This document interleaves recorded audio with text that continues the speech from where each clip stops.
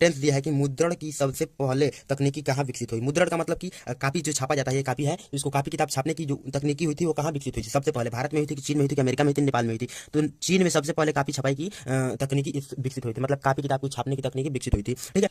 Hello friends, तो स्वागत है आप सभी का आज के इस नए वीडियो में। तो फ्रेंड्स, आज के इस वीडियो में लोग डिस्कस करने वाले हैं कक्षा 10 सामाजिक विज्ञान के यूपी बोर्ड एग्जाम में पूछे जाने वाले 20 मोस्ट इंपॉर्टेंट बहुविकल्पी प्रश्नों को। और ये प्रश्न मोस्ट इंपॉर्टेंट बहुविकल्पी प्रश्न है जो आपके एग्जाम में पूछे जाएंगे। इस प्रश्न को आप अच्छे से तैयार कर लीजिए। जो मैं आपको बता रहा हूँ, इस प्रश्न को आपको अच्छे से तैयार करना है। ठीक है। इसमें देखिए, फर्स्ट वाला प्रश्न दिया गया है कि राष्ट्रवाद का प्रारंभ किस देश से हुआ। तो राष्ट्रवाद का प्रारंभ आपको बताना है कि जर्मनी से हुआ, इटली से हुआ, फ्रांस से हुआ या भारत से हुआ। तो राष्ट्रवाद का जो प्रारंभ हुआ था वो कहाँ से हुआ था? फ्रांस से हुआ था। ऑप्शन नंबर 3 इसका राइट आंसर हो गया। उसी तरह नेक्स्ट और मोस्ट इंपॉर्टेंट प्रश्न दिया गया है कि क्रीमिया का युद्ध कब हुआ था। देखिए, क्रीमिया का युद्ध जब हुआ था, कब हुआ था ये हमको बताना है। 1852 में हुआ था, 1853 में हुआ, 1854 में, 1859 में हुआ था। तो जो क्रीमिया का युद्ध हुआ था वो 1854 में हुआ था। कब हुआ था? 1854 में हुआ था। ऑप्शन नंबर 3 इसका राइट आंसर हो जाएगा। उसी तरह most important question question number 3 है कि महात्मा गांधी अफ्रीका से भारत कब लौटे। देखिए, ये मोस्ट इंपॉर्टेंट प्रश्न है, ये हर बार पूछा जाता है कि महात्मा गांधी कब अफ्रीका से भारत आए थे। 1920 में आए थे कि 1916 में आए थे कि 1945 में कि 1915 में। तो इसका राइट आंसर फोर्थ हो जाएगा, ऑप्शन नंबर 4 अर्थात 1915 में भारत में आए थे। कौन आए थे? गांधी जी। महात्मा गांधी अफ्रीका से भारत में आए थे। ठीक है। और इसी तरह मोस्ट इंपॉर्टेंट दिया गया प्रश्नों में है क्वेश्चन नंबर 4 है कि सविनय अवज्ञा आंदोलन की शुरुआत कब की गई थी। तो सविनय अवज्ञा आंदोलन की शुरुआत कब की गई थी? 1920 में की गई थी कि 30 में की गई थी, 1945 में कि 1915 में। तो सविनय अवज्ञा आंदोलन की शुरुआत 1930 में की गई थी। कब की गई थी? 1930 में की गई थी।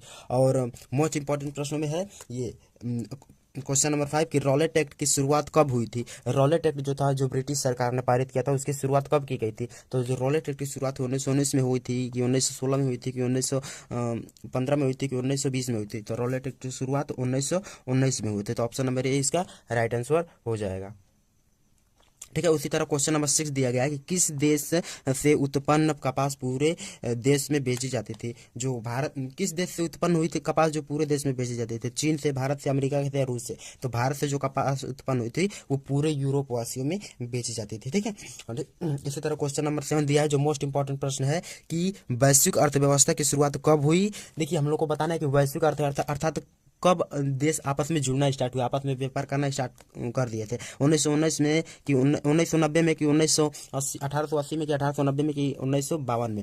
तो 1890 में ये सब देश क्या हुए थे? जुड़ना स्टार्ट कर दिया था, अर्थात तो वैश्विक अर्थव्यवस्था की शुरुआत हुई थी 1990 में। देखिए, उसी तरह क्वेश्चन नंबर 8 दिया है कि औद्योगिक क्रांति किस देश में प्रारंभ हुई थी। औद्योगिक क्रांति किस देश में प्रारंभ हुई थी? चीन में कि भारत में कि अमेरिका में कि इंग्लैंड में। तो जो औद्योगिक क्रांति शुरू हुई थी वो कहाँ से शुरू हुई थी? इंग्लैंड से शुरू हुई थी। तो ऑप्शन नंबर 4 इसका राइट आंसर हो जाएगा। उसी तरह क्वेश्चन नंबर 9 दिया है कि भारत में सर्वप्रथम कपास मिल कहाँ बनाया गया। जो भारत में कपास मिल बनाया गया वो सर्वप्रथम किस जगह पे बनाया गया? कानपुर में कि बंगाल में कि दिल्ली में कि बॉम्बे में। तो भारत में जो कपास मिल बनाया गया वो बॉम्बे में बनाया गया। ऑप्शन नंबर 4 इसका राइट आंसर हो जाएगा।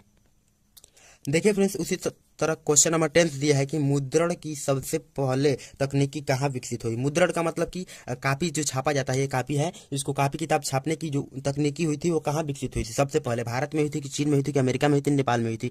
तो चीन में सबसे पहले कापी छपाई की तकनीकी विकसित हुई थी, मतलब कापी किताब को छापने की तकनीकी विकसित हुई थी। ठीक है। उसी तरह क्वेश्चन नंबर 11 दिया गया है, जो मोस्ट इंपॉर्टेंट प्रश्न है और ये हर बार पूछा जाता है। मॉडल पेपर में एनालिसिस करके मैं क्वेश्चन बनाया हूँ कि निम्न में से अजैव संसाधन, इनमें से कौन सा अजैव संसाधन है? पशु, पौधे, मछली और चट्टान, इनमें से कौन सा अजैव संसाधन? अजैव संसाधन को ऐसे समझ सकते हैं कि जिनमें जान नहीं होती। तो इनमें से किस चीज में जान नहीं होती? चट्टानों में जान नहीं होती है। ठीक है।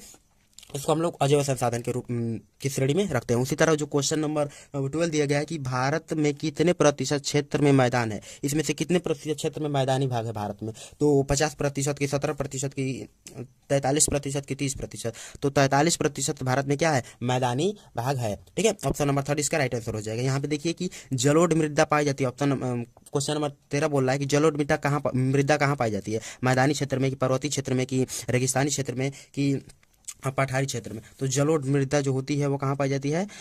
मैदानी क्षेत्रों में पाई जाती है। कहाँ पाई जाती है? मैदानी क्षेत्रों में। तो ऑप्शन नंबर 1 इसका राइट आंसर हो जाएगा। उसी तरह क्वेश्चन नंबर 14 दिया है कि भारत में आजीविका का मुख्य स्रोत कौन सा है। इसमें से भारत में आजीविका का जो मुख्य स्रोत है वो कौन सा? हम लोग को बताना है। व्यापार है कि उद्योग है कि कृषि है कि सेवाएं है। तो भारत में आजीविका का मुख्य स्रोत क्या है?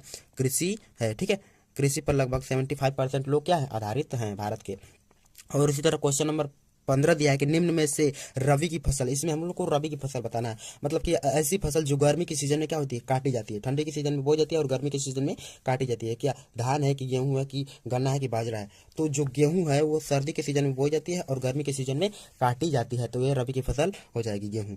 ठीक है। उसी तरह नेक्स्ट दिया गया कि मोनाजाइट रेत में क्या पाया जाता है। इनमें से मोनाजाइट रेत में कौन सा ऐसा रेडियो एक्टिव पदार्थ पाया जाता है? यूरेनियम पाया जाता है कि कोयला पाया जाता है कि थोरियम पाया जाता है कि खनिज तेल पाया जाता है? तो मोनाजाइट रेत में क्या पाया जाता है? थोरियम पाया जाता है। मोस्ट इंपॉर्टेंट क्वेश्चन में से एक था। ठीक है। और इससे तरह जो क्वेश्चन नंबर 17 दिया है कि आग्नेय चट्टान में कौन सा खनिज मिलता है? आग्नेय चट्टान में कौन सा खनिज मिलता है? फॉस्फेट मिलता है कि नमक मिलता है कि जस्ता मिलता है कि ग्रेफाइट मिलता है? तो आग्नेय चट्टान में आपको बताना है कि कौन सा चट्टान मिलता है, तो जस्ता मिलता है। कौन सा खनिज मिलता है? जस्ता मिलता है। चट्टान नहीं, कौन सा खनिज मिलता है? जस्ता मिलता है। ठीक है। ऑप्शन नंबर 18 दिया है कि संविधान में कितने भाषाओं को दर्जा दिया गया है? जो हमारा भारतीय संविधान है उसमें कितने भाषाओं को दर्जा दिया गया है? 22 भाषा की, 23 भाषा की, 25 भाषा की, 20 भाषा? इनमें से कितने भाषा को दर्जा दिया गया हमारे संविधान में? तो हमारे संविधान में 22 भाषाओं को दर्जा दिया गया। ऑप्शन नंबर ए इसका राइट आंसर हो जाएगा। और विकास का प्रमुख घटक कौन सा है? क्वेश्चन नंबर 19 बोल रहा है कि विकास का प्रमुख घटक कौन सा? आय है कि औसत आय है कि साक्षरता दर है कि राष्ट्रीय आय है? तो विकास का जो प्रमुख घटक क्या है? आय है। मतलब आप कितना कमा लेते हैं, आपकी आय पे डिपेंड करता है विकास आपका। ठीक है। उसी तरह दिया गया क्वेश्चन नंबर 20 और इस टॉपिक का लास्ट मोस्ट इंपॉर्टेंट प्रश्न है कि नरेगा की शुरुआत कब की गई थी? तो जो नरेगा की शुरुआत कब की गई थी आपको बताना है। तो नरेगा की शुरुआत 1905 में की गई थी कि 2020 में की गई थी कि 2005 में की गई थी कि 2006 में की गई थी? तो नरेगा की शुरुआत की गई थी वो 2005 में की गई थी, महात्मा गांधी। फिर इसका 2006 में नाम बदल के मनरेगा बोल दिया गया। ठीक है। अब नहीं तो शुरू में इसका नाम नरेगा ही था।